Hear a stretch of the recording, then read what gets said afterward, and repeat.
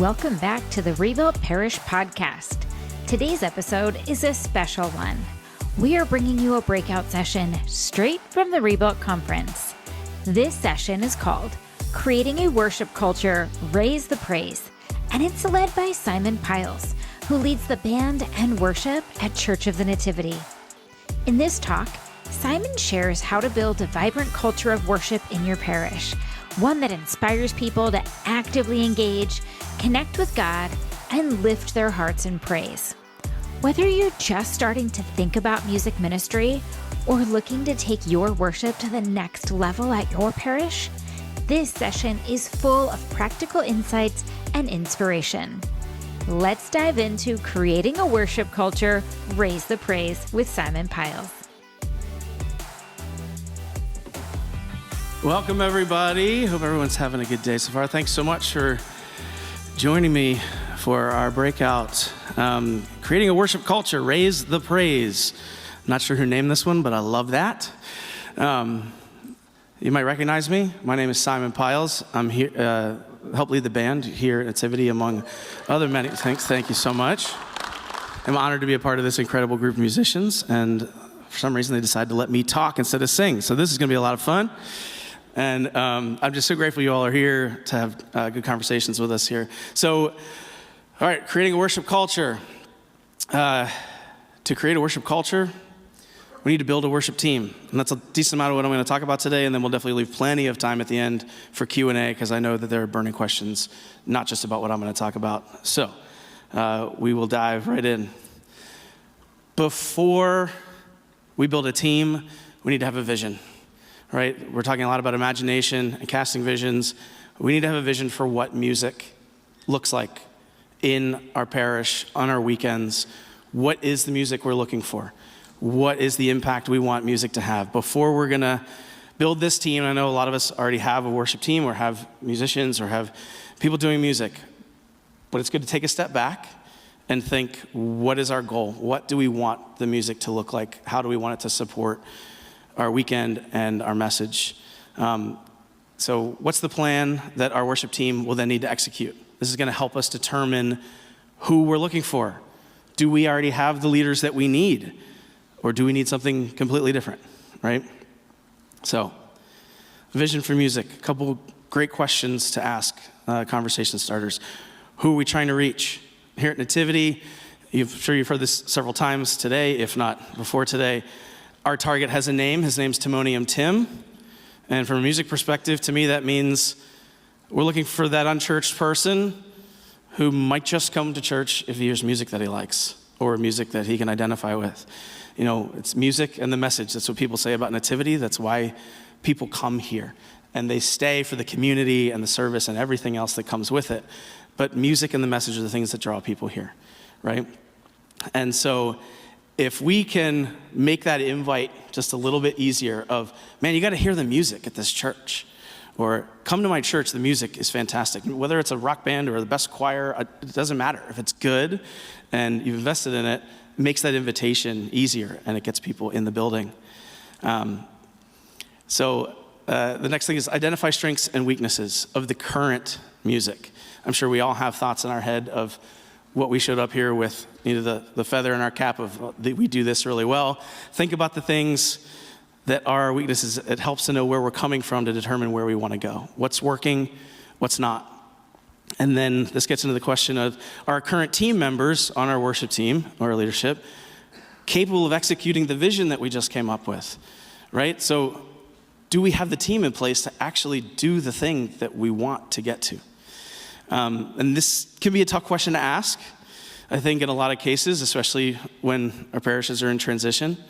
And I'll get into it a little bit later, but sometimes the passion and the worship heart are not the only qualities that we need to have a successful worship program or successful music department. Right? And that's tough to hear, I think. So I'm going to say it again. Passion and worship heart are not the only things that are needed to really get us to excellence, to where we want to be, right? The next thing here, play to your space. What's the right fit for the architecture, for the technology we have in place? Aesthetics of the building, I would say people don't go to a coffee shop to hear a heavy metal set, right? They play to your space. And I know that can also be tough. Not all of us have this, right? This space was designed intentionally for the vision, for the weekend, for music. Now, there's plenty of ways where you don't have to have a brand new building. I'll talk a little bit about other technical stuff because my other hat here is directing all the lighting that you see up here, right? So our pastor likes to say lighting is architecture. So in hand with music and that experience, if you're trying to get to more of what we do here or more modern music, you don't have to change your building. You could change the lighting, and that can change the building and helps focus things. So just a couple of things there. The next thing about your space, when I talk about technology, some of us might have really invested in technology and it supports what we do. I've had a few conversations over the last couple of days where I know for a fact that's not the case. Maybe we're using 20-year-old technology and it's hard to do the thing, right? But I think we need to think short-term and long-term, right? Are future technological upgrades on the table to help support the vision? This all comes back to, is everybody on the same page? Are we all thinking about where we want to go and what it takes to build that up? So plan ahead and know what is possible. Ask the questions. Short term, what can we do? We know what we're living with. How much longer do we have to do this? 5 years from now, can we have a plan to do a campaign or something? Can we invest in something in the technology that helps boost what we're actually trying to do and get us somewhere? So putting that plan in place and imagining into the future is huge. And on the same topic, bring your tech team into the music vision discussion. The more people that we make feel involved, the more helpful and open they're going to be with executing the vision. And if you are the worship leader out there or the music director and you are the tech team, I know there's several of you who are doing both, then ask for help. It doesn't have to be a separate department in the church. They're very integrated. Maybe that's the volunteer you're looking for, a tech-minded person who can help you run something so you're not trying to run front of house sound from the altar while you're trying to sing and you have no idea what it sounds like out there, right? So ask for help in those things, but also if you're lucky enough to have a tech department that helps support video and audio, bring them into the discussion of the vision, because the earlier they're involved, the more they're going to be able to help and want to help. What's our demographic, right? What does your community want, okay? Know the audience, right? But also at the same time, if we're in transition and we're looking for down the road, know the audience that you're seeking, right? So we want to think ahead, not to just who is in the pews, but here we're always trying to reach that unchurched person. We know who we're seeking. We're seeking Timonium Tim. And so it's important to us to have music that is going to be quality enough to draw someone in that was not going to come to church, okay? And then last, not only what does your community want, but what do you want? We need to be clear about what we want. We need to be clear about the vision, and then we need everyone to be on board. I'm going to say this several times. The music director cannot do it alone. So we have this great music director, and our music is great. Then there's tech, and there's recruiting and all this. The music director cannot do it alone. I'm going to say that a few more times just in case nobody heard me. All right, so everything went great. We had this meeting. We now have our vision. It's perfect. Everyone's totally on the same page. That's exactly how it happens in church ministry all the time. Should we build a team or invest heavily in one person to execute our vision? It's a question I've actually heard a bunch. The answer is yes. Both. The highest likelihood of success comes from having a team and having a leader to invest in them.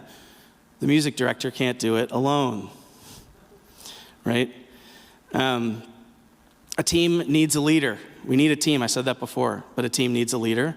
And talent attracts talent.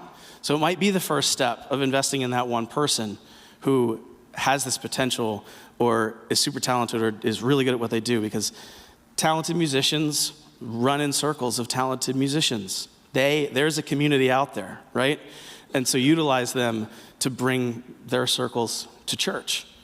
And you'll see how things start to improve pretty quickly. So talent attracts talent. And the music director can't do it alone. Said that again.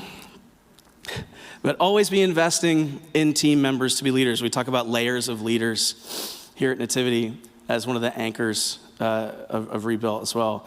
And constantly looking into your team and who has the skill and the worship part and everything to help lead. Especially if you're one of those do-it-yourself wearing 6 hats.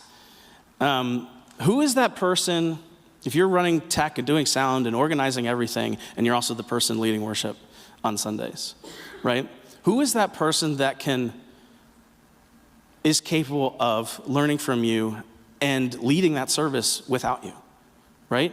Allowing you to take a step back, nurture that person, and then maybe every now and then you can just run tech and actually get a 30,000-foot view of what is the experience from the congregation, right? So investing in your team members as leaders is just one example of, can someone help me take a step back and do one of the other 7 things that are on my plate and do that just a little bit better?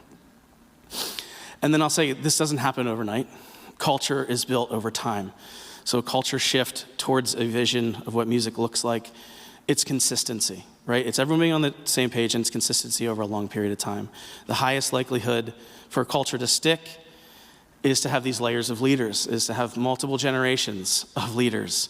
The example here is 23 years ago, Al Walsh, if anyone knows the history of Nativity, was a great mentor of mine and a really good friend of mine. He led worship here. He led the band from, I think, 2002. And I was actually here. I was in the choir back then. And when he came in, he led this band for over 20 years. And when he retired a couple years ago, there was a seamless transition because I had been in this band with them for 15 years before that. And so having those layers of leaders and giving people opportunity and keeping them invested means that you don't have that one person that when you pluck them out, everything collapses, right? We can't just invest in one person. We have to invest in the whole team. So also note, our current piano player in this band played music here in middle school. He was part of one of our student programs, and we have a student band here. It's part of how we try to insert worship culture into our student programs. We have students who lead other students in worship. And he was a student of mine when he was in middle school. And fast forward 100 years later, and he is a fantastic piano player and is here in our worship band. So look for those long-term investments and invest far and wide. Okay, so who are we looking for on our team? What qualities? For some people, the order of this list is a little controversial. I've had this conversation 100 times. Here, when we meet strategically, we talk about we're looking for skill first. We're looking for skill, we're looking for worship heart, and we're looking for team players. We're looking for all 3. But skill is the one thing that we don't compromise on. We're looking for excellence, and it's why you see the product that we have here, right? And to those who tell me that those first 2 should definitely be flipped in this church context, I will say to them, I have no problem seeking an unchurched musician the same as an unchurched parishioner. If they make our church and worship experience better, it's also our job as worship leaders, as ministers, to invest in them spiritually and minister to them. They're members of this band who were not church people when they started playing in this band. They were just really great musicians, and they were able to support our vision and what we were doing here.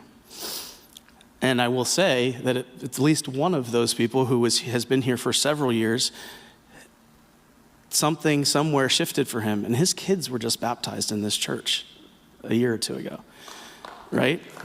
So I will say we're looking for all 3. We're looking for skill, we're looking for worship heart, we're looking for team players. That's how we have a healthy program. But don't let the lack of a worship heart stop you from bringing someone in who can help get to where you want to go. And then make it your mission to minister to that person and invest in them spiritually. This is another big one. Worship team, to pay or not to pay.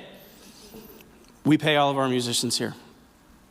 It's a very important piece of our culture here. The music, excellence, it's what we strive for. We hire professionals to be a part of this band. And I will say, that's not the only way to do it. It's how we do it, right? But it is very important. If you're looking for that quality and you have a Saturday night mass, right, like we do, great musicians are booked on Saturday nights, guys. They are, especially in this setting, right? In this rock band setting or what we're doing here. Those guys are booked. We need to invest in them and let them know that this is a priority for us. So in some cases, paying professionals is the best way to ensure consistent quality. Volunteers can be amazing and they can be skilled. I've seen some incredible church musicians who are volunteers, but they just need to be managed a little bit differently, right? So consistency and availability issues happen with our volunteers. Burnout happens with people that you pay as well, but you can expect more from them. But burnout from our volunteers, because we ask so much of them because they're so good, we couldn't possibly do without them. And then sometimes we're not able to ask as much of them because they're a volunteer. We don't feel the ability to do that, right? Or when they say, oh, sorry, I can't make it, then what are we? We're stuck being the ones to do it, right? I had a conversation with someone. I feel like you're out there. There you are. Just the other night, and it was like, okay, well, summer happens and everyone goes on vacation, and here I am, stuck leading worship all summer by myself doing everything, right? And so some of that consistency is really difficult. We've decided to invest in music, and over time, it doesn't just grow a strong program, but it grows the people in the pews, and it grows givers as well. And all of a sudden, that program is now bringing more money into the church that we can invest in other things, but also back into our music program. You know, it's not as transactional as that, but I do think from the top down, as we talk about a cohesive vision for music, more people in the pews means a bigger budget to be able to invest in some of the things that we're talking about. So if you build it, they will come. That's exactly what I just said. Better and more consistent quality of music, no matter the type of music. Not just this, but if you have the best choir around, people are coming to hear the best choir around. That's a fact. People like good music. The more people will seek it out, and the more, in turn, those people will hear messages of the gospel that they would not have otherwise heard. Music is important. Music brings people in the door. Either way, we value quality and excellence, okay? And we want to invest in all of our team members spiritually, as I said, relationally, and yes, financially, wherever possible. So a few other ways that we here at Nativity, and just over the last couple of years, this is how we invest in worship culture. It's a campus-wide approach. There's a campus-wide approach to a lot around here. We joined the fray on music, right? Typically once a year, we will do a big blowout worship concert, whether it's in our theater or we just did the first one here in the sanctuary in years, and it was incredible. I mean, a fully packed house of people worshiping, and this was in conjunction with the Wonder campaign that we just did for our new Next Gen wing, and it was an incredibly powerful night. We invested a ton of time and energy and technology, into that night, and it's a big event that we put on, right? So we do that about once a year. We had always been doing that, and just this past year, in an effort to get music campus-wide and more regular, I wanted it to feel more normal, that there's just music everywhere because it's so important to this parish. So we started a summer worship series. Some of you heard me tell the story of my kid running in the back of the room when I was totally not paying attention while leading worship one night. And so that was it. Those were in our theater. It was 3 nights over the summer.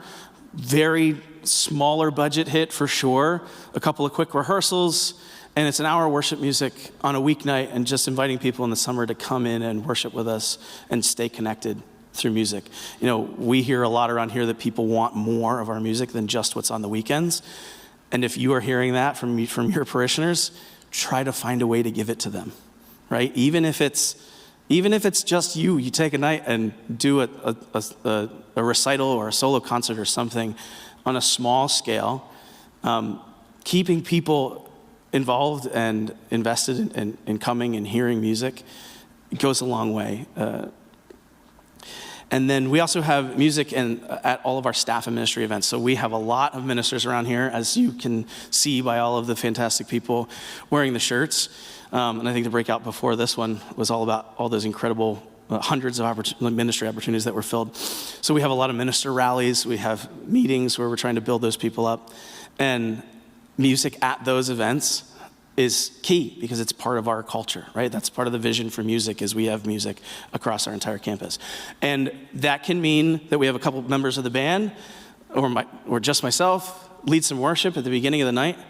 And if we can't make that happen, either it's budget or schedule, well, part of our great tech team is we have these archived recordings, right? And if you have the capability of recording some of the great stuff that you are already doing, play it back at a ministry event. Right? A lot of us have screens. A lot of us, make worship, make music a part of everything, even if you don't have people there to play it live, okay? The other thing here is to create opportunities for members of the community to share gifts and talents, okay? The first is student band. We've had a student band here for a very long time. It's at least the last 15 years. And it consists of middle school and high school students. We did used to have those separated, but now it's kind of one program. And they actually lead worship for their fellow students at our student programs. It's a great way to just be investing in people in music from the top down. And then it's also a space to invest in future worship leaders. You just heard me say that our keyboard player has been playing music in this church since he was in middle school. And at first, he was just playing piano. He's a guy who played piano, and he was coming to this church anyway, and his friends were here. And now he is this incredible man of faith and this great worship leader as a part of our band. So that's a great spot to invest in them, but also just to invest in the next generation by seeing their peers play music. The other thing that we just started, I want to say it's been 2 years now. Is it 2 years, Matt? Sorry, that's Matt over there, my fellow music director. 2 years now, and it's my favorite thing that we do here, hands down. And I encourage you to start one if you can. We started doing open mic worship nights. So open mic worship night is exactly what it sounds like. We just create space one night. We do them every other month. I would love to do it every week, but we do it every other month because we found that's sort of the sweet spot where we actually get people to show up. But we do it consistently. And what we've done by having people come and we ask them to play worship music. It has to be church-centered. It has to be that type of music. But they can do whatever they want. They can sing with their iPhone playing music. They can do karaoke style. We have a piano set up. We have a place for them to plug in a guitar. They can just sing with nothing. But we have them come and play worship music. We have them sign up online. And I got to tell you, the last time we did this, I think we had 13, 14 people sign up to sing and a room full of 100 other people who were just there to listen to worship music. And it's not the worship music that you have been hearing up here. It's exactly who you think it is. It's the people that have the worship heart, but don't necessarily have the skill to be a part of the weekend product. And we found that there was a gap, and that's how we filled that gap. So these open mic worship nights, we've made it to feel like a totally normal thing that people just get together on a random weeknight and play worship music and lead each other in worship. It's an incredible thing, and I love it so much. Like I said, there's also a great opportunity to allow those with the worship heart who don't necessarily have what it takes to be on our worship teams a chance to showcase themselves, a chance to feel heard, a chance to provide leadership, and be a part of the greater worship culture.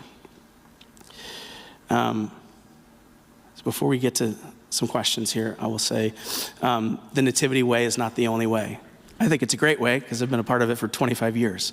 But, and I mostly mean musically. It doesn't have to be a giant rock band, but like I said before, if you're the best choir around, people are coming to hear that music, right? So great music brings people to church. That's a fact. Music matters. The quality of the music and the worship experiences bring people to church. And last but not least, of course, the music director can't do it alone. This is a team effort. So if you are the music director and you're feeling like you're doing it alone, maybe you haven't asked the right people for help, or maybe you haven't necessarily looked at it the right way. I will say, when I said short-term, long-term, potentially some of those questions that you can ask when you ask for help are not just, well, if you want this to happen, then we need X, Y, and Z.